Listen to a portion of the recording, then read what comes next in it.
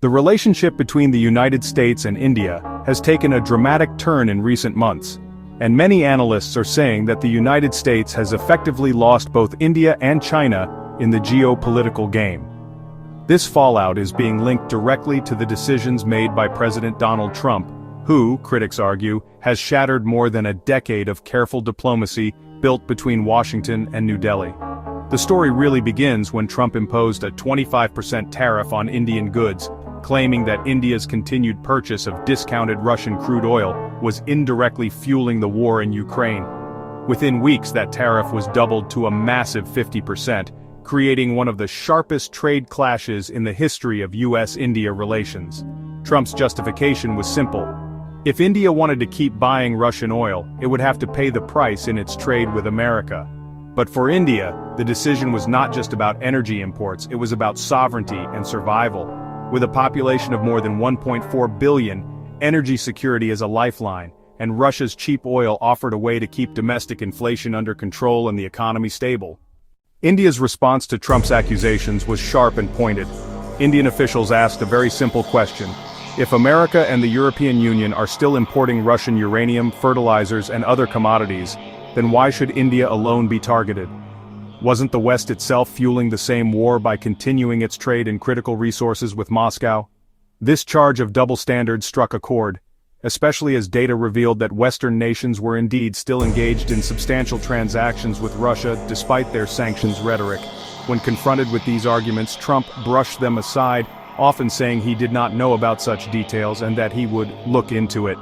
For many in India, this dismissal came across as arrogant and unserious, further fueling distrust. The situation became even more charged when Trump described India as a dead economy. For a country that is currently the fastest-growing major economy in the world, and on track to become the third largest within a few years, the statement felt not just inaccurate, but also insulting. The controversy didn't end there. Trump's advisor, Peter Navarro, escalated matters by suggesting that Indian Brahmins were profiting from Russia's oil trade and acting as middlemen for the Kremlin. These remarks were met with outrage across India, with many calling them racist, illogical, and offensive. Social media exploded with memes mocking Navarro's statements, and India's Ministry of External Affairs officially dismissed his claims as misleading and damaging to the fabric of US-India friendship. At a time when Washington should have been strengthening ties with New Delhi, these comments only deepened the divide. Meanwhile, Prime Minister Narendra Modi continued with his international engagements, and during a visit to Japan, he delivered what was widely interpreted as an indirect response to Trump. Modi highlighted that India is one of the most stable countries in the world, a trusted manufacturing hub, and the fastest-growing economy globally. His words were seen as a firm rebuttal to the dead economy label, without directly naming Trump. True to India's diplomatic tradition, Modi chose not to attack openly, but rather to showcase India's strengths in a way that sent a clear message to both domestic and global audiences. India is not a country that can be dismissed or belittled. The real turning point came during the Shanghai Cooperation Organization Summit, where cameras captured a striking moment, Modi walking alongside Russian President Vladimir Putin and Chinese President Xi Jinping. The image of the leaders of Russia, India, and China standing together was a powerful symbol, one that unsettled Washington. For the American strategic community, this was not just a photo. It was a message that India was willing to stand its ground with old partners, even in the face of US pressure.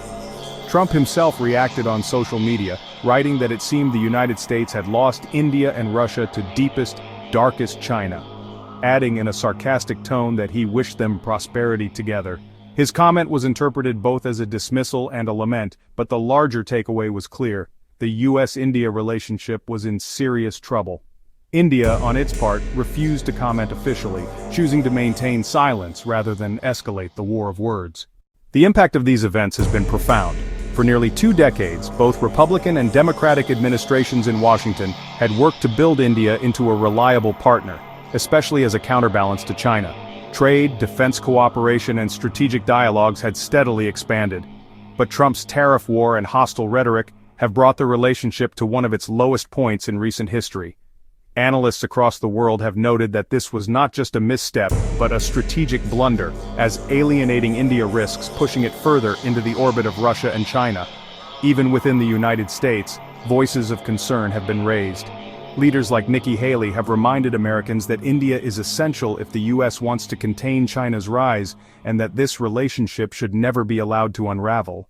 Back in India, the domestic response has been equally strong. Farmers and trade groups staged protests, burning effigies of Trump and criticizing America's double standards. Editorials in major newspapers warned that the U.S. had lost credibility as a reliable partner. At the same time, the Indian government moved quickly to reassure businesses by announcing GST cuts and other relief measures, signaling that India could withstand external shocks and would continue on its growth path regardless of American tariffs. The message was clear. India will take decisions based on the interests of its own people, not under pressure from foreign powers. As the dust settles, it is becoming increasingly clear that the fallout is not just about tariffs or oil, it is about trust. Diplomacy takes years to build and only moments to destroy, and Trump's actions have arguably undone a decade of careful bridge building. India has always valued strategic autonomy, balancing relations with multiple powers, but the tone of recent U.S. statements has convinced many in New Delhi that Washington under Trump is not a reliable partner. Instead, India is accelerating its own strategy of diversification, strengthening ties with Japan, Australia, Southeast Asia, and the broader global South. The larger geopolitical question now is whether the United States can afford to lose India at a time when China is rising faster than ever. Trump may believe his tariff war will pressure India into submission, but history shows that India rarely bows to external dictates. The country's entire foreign policy is built on the principle of non-alignment and sovereignty, and its leadership has made it clear that decisions will be taken only in the interest of its 1.4 billion citizens. In the end, Trump's statements may play well to his domestic political base, but on the global stage, they have weakened America's credibility and opened the door for India to expand its influence in Asia and beyond. So the question remains, has the U.S. truly lost India? Judging by the current trajectory, the answer seems to be yes, at least for now. Unless there is a dramatic change in tone and policy, Washington risks pushing New Delhi permanently closer to Moscow and Beijing. And that shift could reshape the balance of power in the 21st century. What do you think? Has Donald Trump's diplomacy pushed India away for good? Or is there still a chance to rebuild the partnership? Let us know in the comments. And don't forget to like, share, and subscribe to Fact Speaker Hub for more deep dives into global geopolitics.